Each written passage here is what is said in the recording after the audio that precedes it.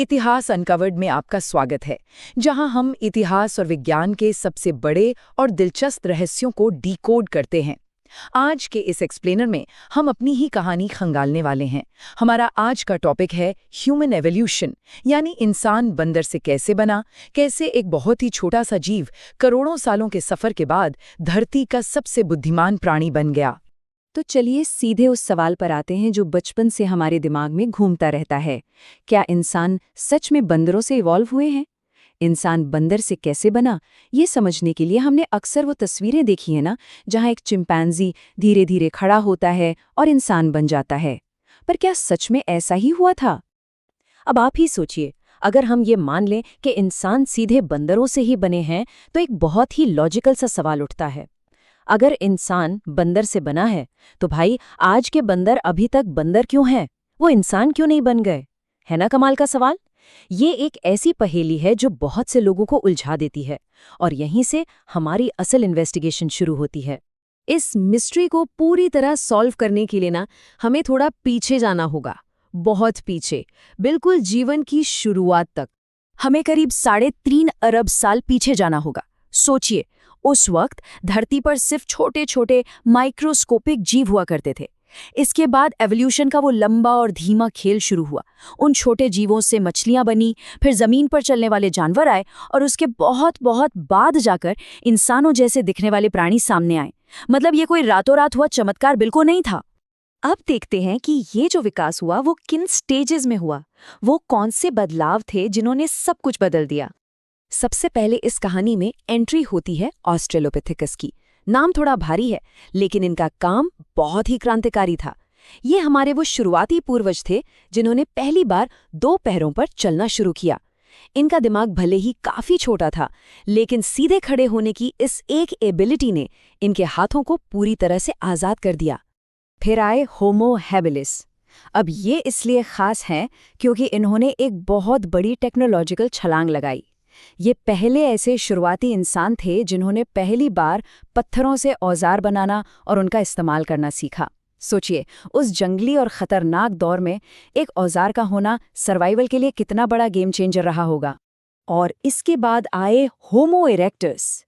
इन्होंने तो लिटरली इतिहास की धारा ही बदल डाली, क्योंकि इन्होंने आग पर काबू पाना सीख लिया था। आग का इस्तेमाल सीखना कोई छोटी मोटी बात नहीं थी यार। यही वो टर्निंग पॉइंट था जिसने इंसान के पूर्वजों को बाकी सभी जानवरों से हमेशा के लिए अलग कर दिया। आग ने उन्हें जंगली जानवरों से सुरक्षा दी, गर्माहट दी और सबसे बढ़कर खाना पकाना सिखाया। तो करोड़ों सालों की इस लंबी और संघर्ष से भरी यात्रा के बाद एक बहुत ही निर्णायक मोड़ आया। आज से लगभग 3 लाख साल पहले फाइनली एंट्री होती है होमो सेपियंस की, यानी कि आधुनिक इंसान। इन होमो सेपियंस की अचीवमेंट सच में कमाल की थी। इनका दिमाग बहुत ज्यादा डेवलप्ड था।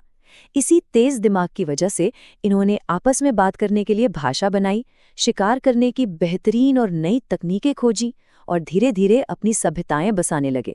और फिर यही होमो सेपियंस अफ्रीका से निकलकर पूरी दुनिया के हर एक कोने में फैल गए। तो अब वापस आते हैं अपने उस सबसे बड़े और मेन सवाल पर कि क्या हम सच में बंदरों से इवॉल्व हुए हैं? इंसान और बंदर का असल कनेक्शन है क्या? चलिए आज इस सबसे बड़े मिथ को हमेशा के लिए क्लियर कर देते हैं। हम लोग अक्सर सोचते हैं कि इंसान सीधे आज वाले आधुनिक बंदरों से ही इवॉल्व हुए हैं, पर वैज्ञानिक फैक्ट बिल्कुल अलग है। असलियत यह है कि इंसान और आज के बंदरों का अतीत में एक साझा पूर्वज था, जिसे हम कॉमन एंसेस्टर कहते हैं। मतलब साफ है, हम सीधे बंदरों से नहीं उतरे हैं। इसको एक फैमिली ट्री की तरह समझिए।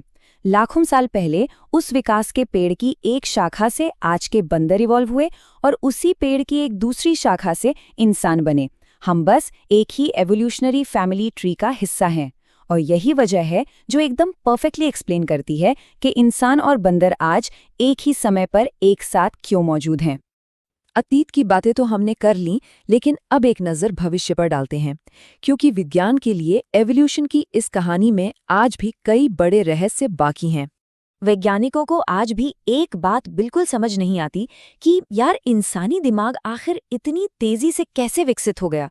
अगर हम एवोल्यूशन के नॉर्मल रूल्स को देखें तो दिमाग के विकास की ये स्पीड सच में हैरान करने वाली है। इसका एकदम सटीक कारण वैज्ञानिक आज भी खोज रहे हैं। और एक और सवाल जो दिमाग घुमा देता है वो ये है कि क्या हमारा एवोल्यूशन अब रुक गया है या फिर हम आज इसी वक्त भी धीरे धीरे किसी बायोलॉजिकल बदलाव से गुजर रहे हैं? क्या हम आज भी इवॉल्व हो रहे हैं? ये सवाल हमें एक बहुत ही प्रोवोकेटिव सोच की तरफ ले जाता है। जरा सोचिए, क्या भविष्य में आने वाले कुछ हजारों सालों के बाद इंसान की कोई बिल्कुल ही नई प्रजाति बन जाएगी? हो सकता है कि समय के साथ इंसान पूरी तरह से एक नया और एडवांस्ड रूप ले ले। एक छोटा सा माइक्रोस्कोपिक जीव, करोड़ों साल की वो लंबी यात्रा और आज का ये स्मार्ट इंसान। एवोल्यूशन सिर्फ एक पुरानी हिस्ट्री नहीं है, ये हमारी अपनी कहानी है जो आज भी चल रही है। एक ऐसी कहानी जिसके अगले चैप्टर का हम इंतजार कर रहे हैं। ऐसे ही और गहरे रहस्यों को समझने के लिए इतिहास अनकवर्ड को सब्सक्राइब जरूर करें। मिलते हैं अगले एक्सप्लेनर में।